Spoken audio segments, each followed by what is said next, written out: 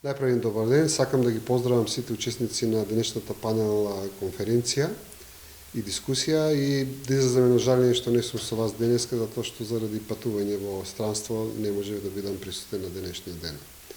Темата со идентитетот е прашање кое мене ми лежи и многу пати досега сум зборувал и во јавноста и со разни обраќања. И можеби ова е добар момент за да повторам дел од тие мои ставови кои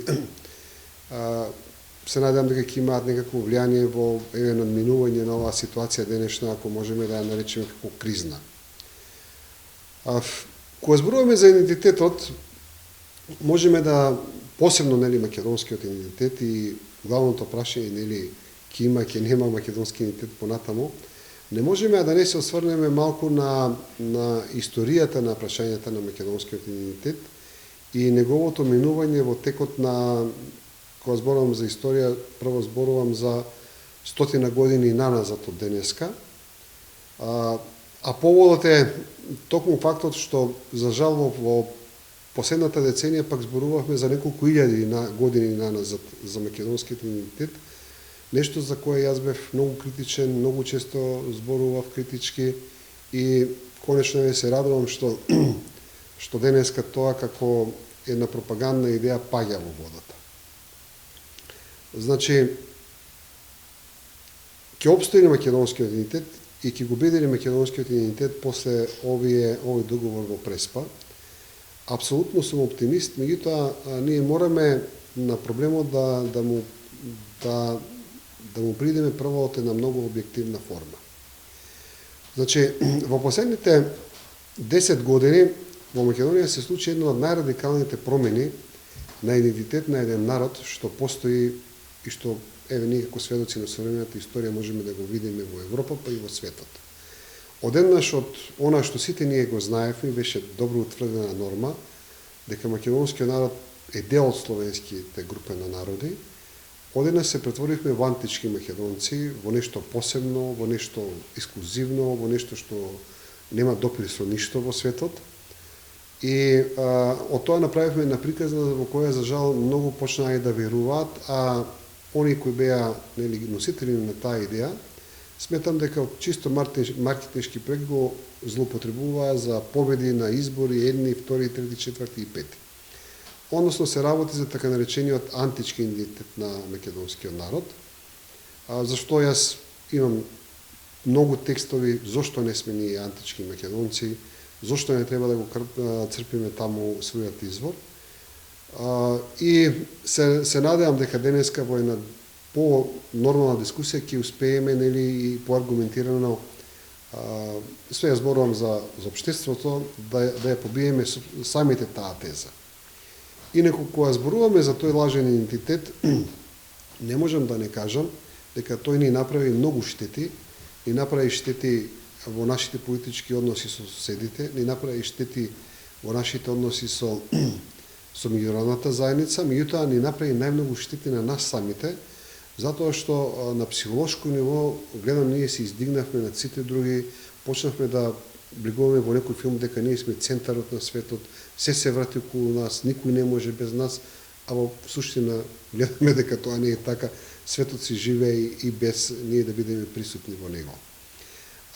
Така што тоа беше една од најкрупните промени на идентитет што историјата на современата политика може да памти и она што е најинтересно, без некаква посебна дискусија, без научници, односно квази научници имаше, некои што пишуваа книги, снимаа документарни филмови на таа тема, меѓутоа сето тоа беше една квази наука која едноставно ни избомбардира и ни направи една трајна последица која верувам дека и ќе се лечи многу долго години после овие настани. Меѓутоа, за таа еволуција на македонскиот идентитет, кога зборуваме, сега ќе одам малку прво наназад, па после ќе се вратам во современоста, не можеме да не направиме еден пресек, да речеме, негде пред 100 години, негде Македонија, која земеме пред Илинденското востание, да речеме 1901 година, зборуваше за некаков континуитет на македонска нација и идентитет, како што го сваќаме денеска, во најмалку 2-3 години наназад, при што се прескокнуваа периодите од пред 50, пред 100 години, пред 150 години, кога да речем исто така има многу свежи документи, свежи докази, за да се сочиме со една друга реалност. Денешната наша свест за македонскиот идентитет го проектираме наназад 2500 години, а кога ги погледнеме фактите, гледаме дека работата е сосема нешто друго.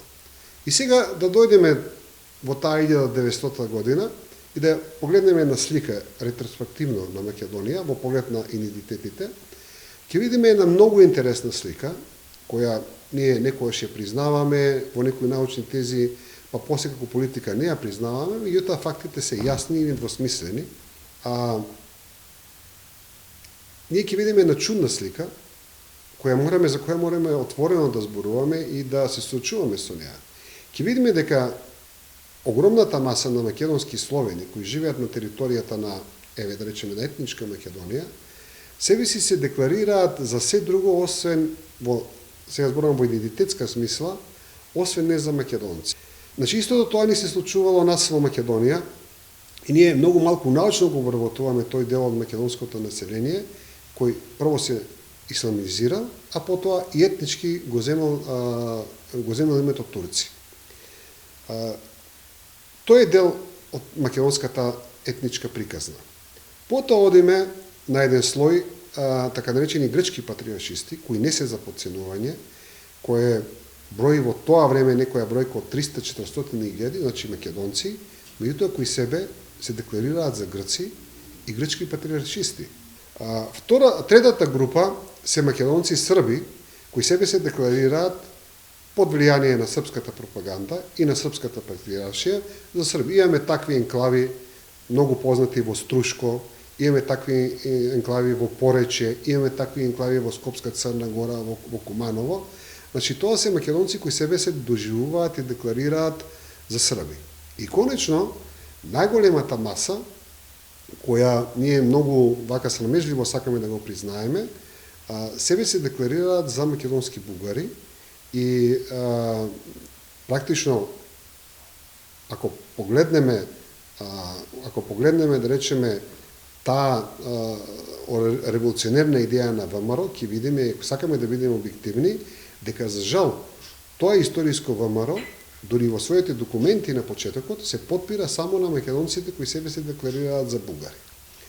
И сега, вие која гледате таа слика на македонскиот етникум во 1900 година, не можете да ја пресликате денешната слика и да ја објаснувате македонската историја со денешниот сваќање на македонски идентитет само пред 100 години, а денес зборам пред 2000 години. И затоа 1902 година имаме книгата на Крсте Петков Мискрков за македонски работи, кај што тој јасно и недвосмислено кажува што ако до вчера немало македонска нација, зошто и неговата идеја е токму тоа, сите словени во Македонија, кои во тој момент се декларираат за срби, грци, бугари и некои од нив и турци, да се наречат македонци. Тоа е основата на македонската етничка приказна, на националниот идентитет, кој ние едноставно, дали пропагандно, дали политички, дали од тоа што не можеме да се сочиме со реалноста, едноставно сакаме да го прескокнеме. Османиската империја во тоа време широко дава право на милети, не заради друго, туку за да ги разбие, да го разбие христијанскиот свет. Значи, секој што побарал во тоа време милет од Османиската империја, тоа е еден вид она што се нарекуваше етничка заедница или ентитет во бивша Југославија некаков, го добиваш од Османиската империја. И самиот Мисирков во таа книга за македонските работи вели, јас сум сигурен, ако ние утре побараме македонски милет, дека турците утре ќе ни го дадат. Меѓутоа тоа не се случува. ВМРО, македонската интелигенција од тоа време не бараат македонски милет. Нема таква работа во нашата историја, нема такво писмо, нема таков манифест. И сега да дојдам на нашата денешна приказна. Зборуваме за македонски идентитет, зборуваме за спас на македонската нација, дека македонскиот идентитет е загрозен. Од што е загрозен македонскиот идентитет? Македонскиот идентитет според мене не е загрозен од тоа што ќе ставиме Северна Македонија или Горна, или, ајде, веќе се утврди Северна Македонија. Македонскиот идентитет е загрозен од нашиот самостоен однос према тој идентитет. И јас многу пати сум зборувал. Што се основните карактеристики на спасување на идентитет? Имало мрачно османлиско робство 5-6 века, што е тоа што го спасило тој идентитет на македонците во сите тие 5-6 години? Што си играле ора на македонски, пееле песни на македонски, и зборувале дома на македонски. И не дома, и во јавност зборувале на македонски. Ајде да видиме колку ние самите во Македонија се грижиме за собствениот македонски идентитет. Да посетиме една македонска свадба, да посетиме една македонска прослава. Јас ви гарантирам дека македонската современа нација и македонската современа држава е единствената држава на Балканот, да не се споредам со другите, каде што собствената песна национална е малцинска во однос во споредба со, да речеме, другите културни, да речеме, влијанија. Значи, ние ништо не правиме, зборуваме за македонски идентитет, а кога треба да прославиме свадба, роден ден, не знам, некој настан имен ден, ние не ја пееме македонската песна. И зборуваме дека некој друг ни го загрозува македонски идентитет. Не, ние самите го загрозуваме. Ајде ќе кажем втор дел на приказната. Многу повици има од македонската диаспора. Значи, јас со македонската диаспора се занимавав добри 15 години и мислам дека горе-долу имам сватено како дише таа македонска диаспора. И мене ми е многу чудна кога сега македонската диаспора, не оти тие немаат право, јас не го негирам правото тие да имаат своје мислење за настанието на Македонија.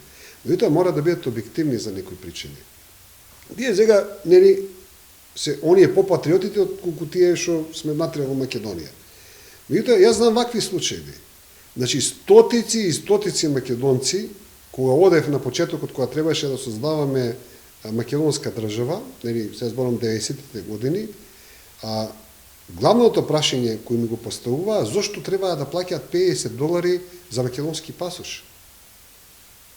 Тие се тие луѓе кои зборуваат денеска за Македонија, кои им беше тешко да плаќаат, и мислам дека до ден денеска тој проблем се провлекува во многу дискусии на македонската диаспора, која треба да дадат €50 или $50 за македонски пасош да извадат.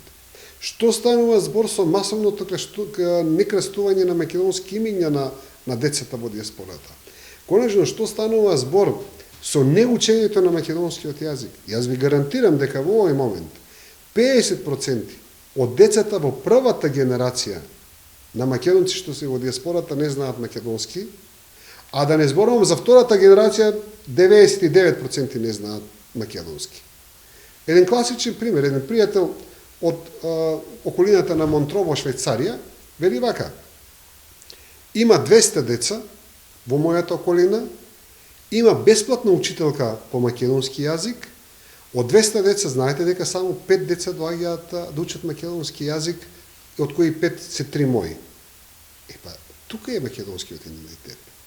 И конечно, навистина, за аргументите дека додавка од тип Северна Македонија нема никаква штета и нема никаква репрекусија за она што се нарекува одбрана на македонски идентитет. Ке го има ли македонскиот идентитет? Едноставно, мислам, според мене не се доведува, тоа не е прашање за мене за дискусија. Затоа што многу пати сум се изјаснил за тоа прашање, многу пати сум кажал дека прашањето на идентитетот е нешто што самите ние треба изворно да го браниме, самите изворно да си го носиме. Сакам да подсетам на нашиот северен сосед Србија, кога сите републики се распаднаа и остана само таа да биде Југославија.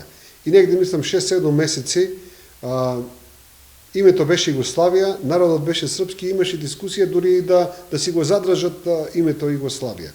Значи, да не зборувам за други 5-6 народи кои имаат по 2-3 имиња, меѓутоа тоа не им пречи. Едни од тие си самите грци, нели, елини и грци. Во таа насока има примери кои многу јасно зборуваат дека името на државата не е де факто идентитетот на народот. Во овој момент, да речеме, се сетив и на Грузија, која има 4 имења. Со секој сосед има различно име на комуницирање, а самите тие се нарекуваат со некој име кој во овој момент тешко човек може и да го запамти. Меѓутоа тоа не е Грузија, туку сосема нешто друго. Значи, идентитетот е нешто многу поизворно. Тоа е едно чувство кое не може никој да ти го загрози ако имаш собствена држава. Значи, ние сме влезени во едно прашање кое сметам дека длабоко не става во една дупка од која не можеме да излеземе и се вратиме 30 години се вратиме по тоа прашање и гледам се уште има политички сили кои се обидуваат тоа прашање да го одржуваат живо, повторно истите теми, истите преказни, а во основа тоа е во основа е за мене тоа е на сама негација на сопствениот идентитет. Тоа е прашањето на идентитетот во денешниот модерен свет е со политиката на глобализмот, со политиката на се она што на кој сме ние секојдневно нели го консумираме како светска политика, како светска култура, како светски тренд во сите сфери е сосема различно тоа на што било пред 50 години, пред 100 години, пред 150 години и не знам зошто остануваме заробеници на еден таков концепт кој за жал има, морам да признам, многу подржувачи во Македонија и она што е најинтересно гледам и она што е можеби многу потрагично, ако вие денеска забележите, повозрастните генерации како денеска се покосмополитски расположени, а доаѓаат некои млади генерации кои влегуваат во еден тунел во кој се надеваме дека сме излезени, а испаѓа дека имаме обновување на силите кои за жал нигде не водат.